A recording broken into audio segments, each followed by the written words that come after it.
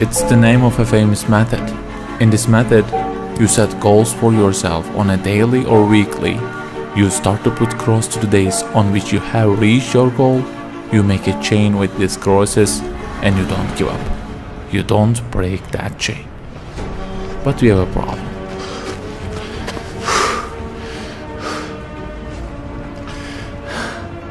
Personal development specialists say that we should have goals. They say don't sleep more than 6 hours, learn a language, finish a book every week, don't stop, always run, don't give up on your dream, don't break the chain. Okay, I don't object to them. I also have a table and put crosses on it every day and go after many goals, no problem. But you know what? They don't talk about the most important part of it.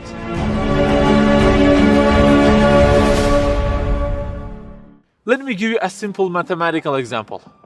Try to imagine that you are adding numbers, and imagine that the numbers you have added up to this year is, for example, 35 in total, and you start from this year. For example, you will add 4 in this year, and then add 8 in next year, and it goes on.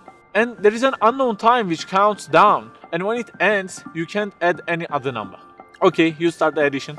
Plus 4, plus 8, plus 7, plus 3. You add ambitiously, you keep adding and adding. Plus 6, plus 5, and okay, they say time is over. Then you realize that you have added the numbers into a giant parenthesis, and there is a zero multiplication at the end of it. It wipes out all the numbers you have added all those years, and the result becomes 0. Of course, you are disappointed. All your efforts have been wiped out by the 0. A regret arises inside of you. You say, I wish I had seen the whole picture at the beginning and realized that 0 and changed it with 1 before I started the addition. I think you got the point.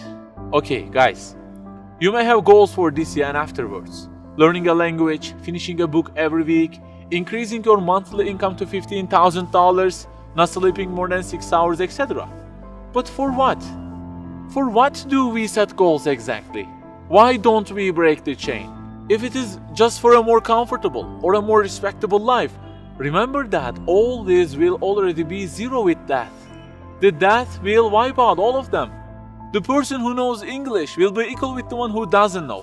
The one who earns more will be equal with the one who earns less. The one who can reach his goals will be equal with the one who can't. So, if at the end of it, the death will 0 everything, so what is the meaning of adding more numbers with an ambition? It just increases the degree of the disappointment that you will feel. So the logical thing is seeing the whole picture at the beginning. In this life journey, which will end in an unknown time, my first job must be to prevent death from being 0. Well, can I really prevent death from being 0? I mean, since everything will leave my hands and will be lost, is there any other way that would transform them into something eternal?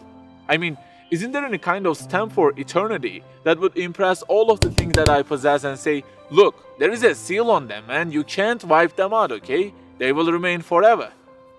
The only one to say such a thing is the owner of the everything.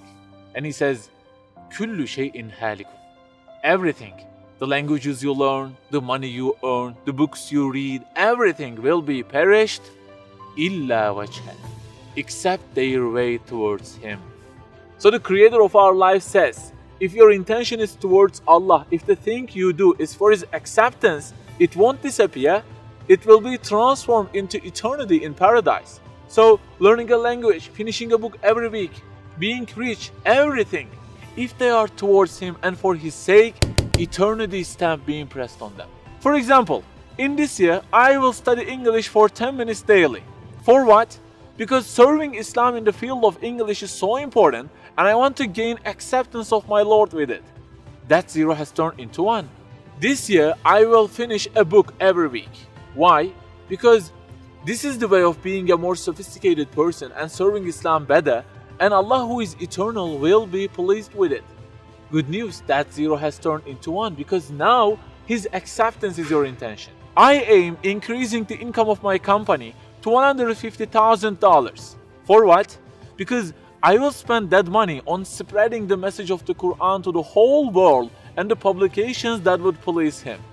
you have exterminated the zero because now your goal is towards him. We add and add like this through our lives, and they don't end with death.